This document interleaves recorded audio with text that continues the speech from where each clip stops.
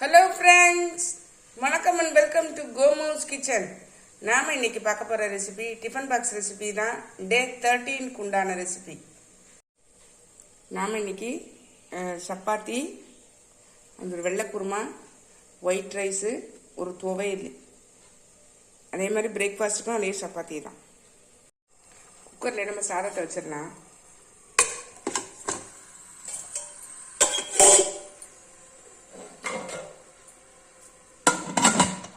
நம்ம ஒயிட் குருமாவை பார்த்துடலாம். சப்பாத்திக்கு மாவு பசஞ்சிடலாம்.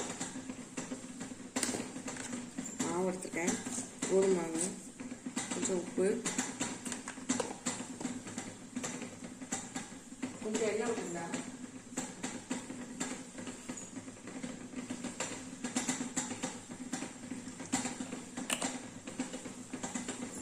எண்ணெய் விட்டுட்டு நல்லா கலந்து விட்டுருங்க.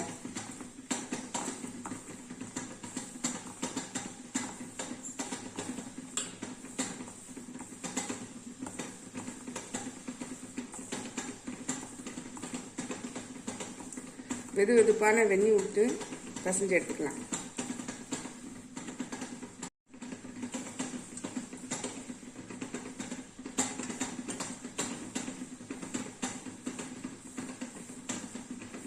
பசஞ்சிட்டு உங்களுக்கு காமிக்கிறேன். மாவு நல்லா பசஞ்ச பாருங்க. இது மூடி வச்சிடலாம், ஊறிட்டு இருக்கட்டும். நம்ம இப்போ வெள்ளை குருமாக்கு பார்த்துடலாம். அதுக்கு ஒரு மிக்சி ஜாரில் 3 பத்தை, அதாவது 3 சில்லும்பாங்க, 3 பத்தைம்பாங்க, தேங்காய் நறுக்கி போட்டிருக்கேன், 3 பச்சை மிளகாய், ஒரு ஏலக்காய், ஒரு சின்ன துண்டு பட்டை, கொஞ்சம் சோம்பு, ஒரு கிராம்பு போட்டு இதில் ஒரு 2-3 முந்திரி பருப்பு, கொஞ்சம் பொரிகடலை, 1 ஸ்பூன் அளவு பொரிகடலை, இது எல்லாத்தையும் நல்லா அரைச்சிட்டு வந்துடணும். கொஞ்சம் ரொம்ப பேஸ்டாக இல்லாமல் கொஞ்சம் குறைன்னு அரைச்சிட்டு வந்து காமிக்கிறேன். அடுப்பில் பேன் போட்டுக்கிறேன், கொஞ்சம் ஆயில் விட்டுக்கிறேன்.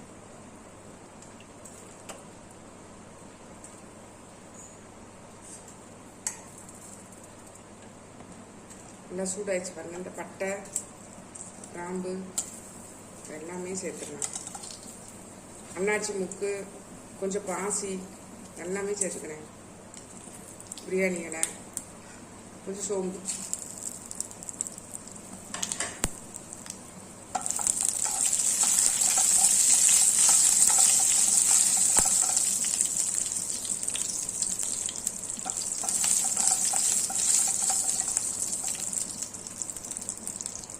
இதில் 1 பச்சை மிளகாவை கீறி வச்சுருக்கேன், அதை சேர்த்துக்கிறேன். பொடிய நேரத்தில் வெங்காயம்,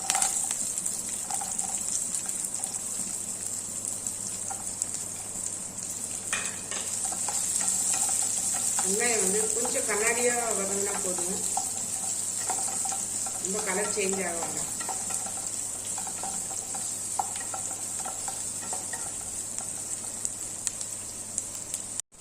இந்த அளவு வதங்கினா போதும். இஞ்சி பூண்டு பேஸ்ட்டு 1 டீஸ்பூன் சேர்த்துக்கிறேன்.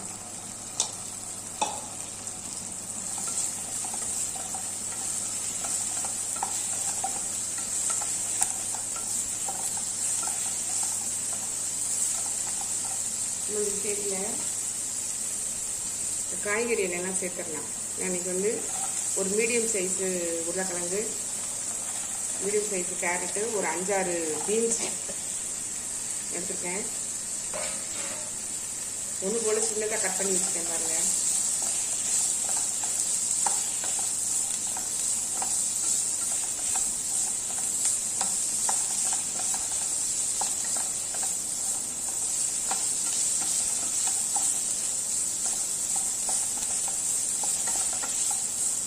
இதில் ஒரு 1/4 டீஸ்பூனுக்கும் குறைவாக கொஞ்சோண்டு இருக்கு மஞ்சள் தூள், ஒரு பிஞ்ச் சொல்லுவோம்ல, அந்த மஞ்சள் தூள்.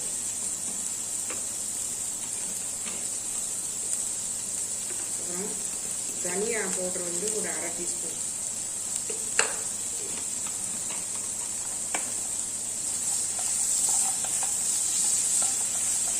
கலந்து விட்டுட்டு கொஞ்சம் தண்ணி ஊற்றி வேக விட்டுறலாம்.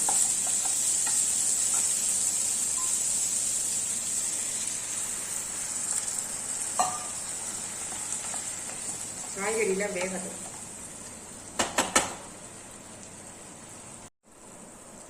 இந்த தக்காளியில் ஒரு தக்காளி தான் எடுத்துருக்கேன். இந்த தக்காளியில் ஒரு பாதி அளவு மட்டும் இதில் சேர்த்துக்கிறேன்.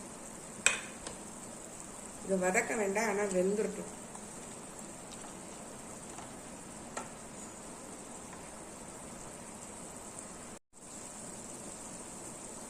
காய் நல்லா வெந்துருச்சு பாருங்க. இந்த ஸ்டேஜில் நான் அரைச்சி வச்ச பேஸ்ட் இருக்கு பார்த்தீங்களா, அதை சேர்த்துடலாம்.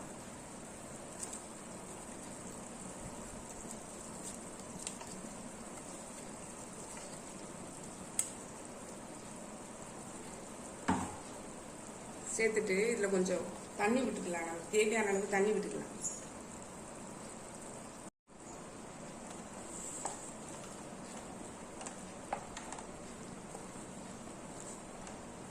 நான் வந்து மிக்சி ஜாரை கழுவி அது ஒரு டம்ளர் அளவுக்கு தண்ணி விட்டுருக்கேன்.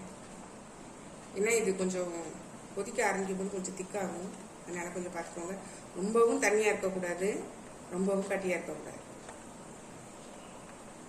கொஞ்சம் தேங்காவை வந்து நைஸாக அரைக்காமல் கொஞ்சம் இதாக அரைச்சிங்கனாக்கா அந்த க்ரீமி கன்சிஸ்டன்சி வரும் பார்க்குறதுக்கு. அந்த குருமாவோட இது நம்ம இதில் உப்பு போட்டுடலாம்.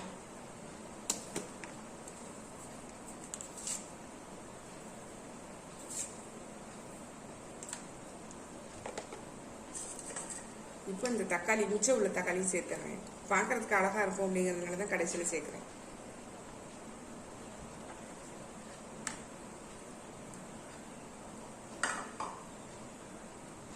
இந்த ஸ்டேஜில் உப்பு காரெல்லாம் கரெக்டாக இருக்கான்னு செக் பண்ணிக்கோங்க.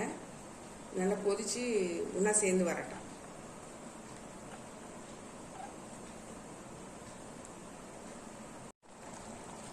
என்னுடைய குருமா சூப்பராக ரெடி ஆகிடுச்சு பாருங்கள். நல்லா வெந்து திக்கான கன்சிஸ்டன்சியில் இருப்பாங்க.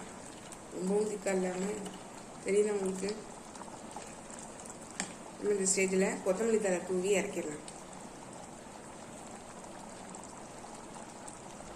இப்போ இதை அடுத்து ஆஃப் பண்ணிடுறேன். அவ்வளோதான், நம்ம குருமா ரெடி ஆயிடுச்சு. நம்ம இப்போ சப்பாத்தி பாத்திரலாம். சப்பாத்தி பாத்திரலாம் கல் சூடாயிடுச்சு. லேசாக எண்ணெய் தடவிக்கிறேன். எண்ணெயோ பட்டரோ நெய்யோ நீங்கள் என்ன விருப்பமோ அது தடவிக்கோங்க.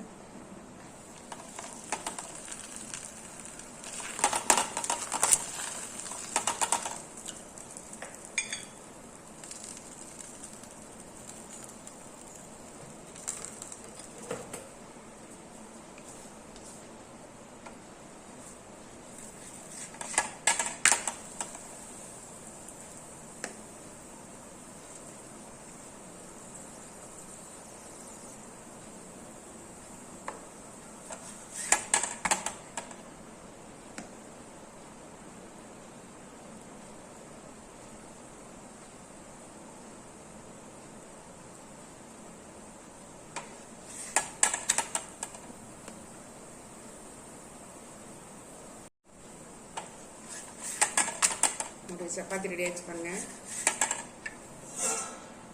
இதே மாதிரி எல்லாத்தையும் போட்டு எடுத்துடுறேன். எடுத்துட்டு காமிக்கிறேன். துவையலுக்கு பார்த்துடலாம். ஒரு சில்லு அளவு வந்து தேங்காய் எடுத்துருக்கேன். இதில் பாருங்கள், ஒரு பெரிய பட்டமாகவும் ஒரு சின்னது, 2 பூண்டு, சின்ன பூண்டா 2 வெள்ளைப்பூடு, கொஞ்சம் கருவேப்பிலை, இவ்வளோண்டு புளி. இதில் உடச்சக்கல்ல வந்து 1 டேபிள் ஸ்பூன், தேவையான அளவு உப்பு போட்டு நல்லா அரைச்சிட்டு வந்து பார்க்குறேன்.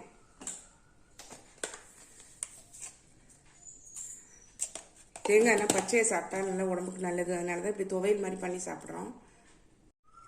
நல்லா அரைச்சிட்டு வந்துட்டேன். இப்போ வேற ஒரு பவுலுக்கு மாற்றிடலாம்.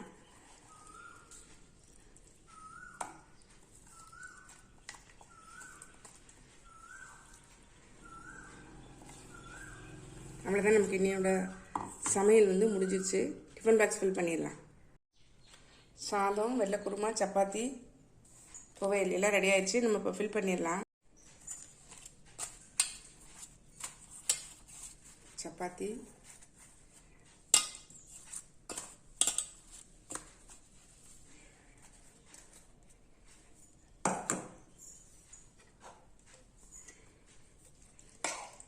குருமா.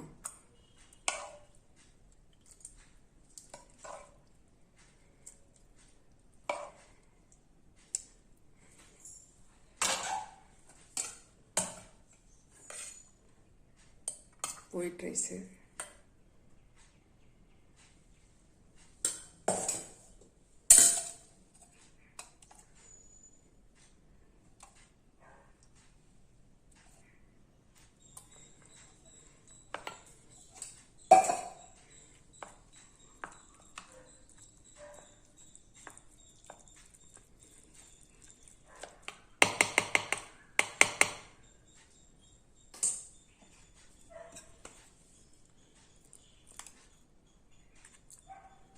துவையல்.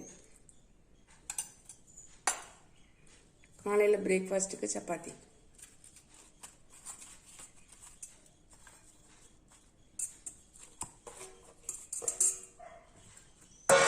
அவ்வளோதான், நம்மளுடைய சமையல் சூப்பராக முடிவந்துச்சு.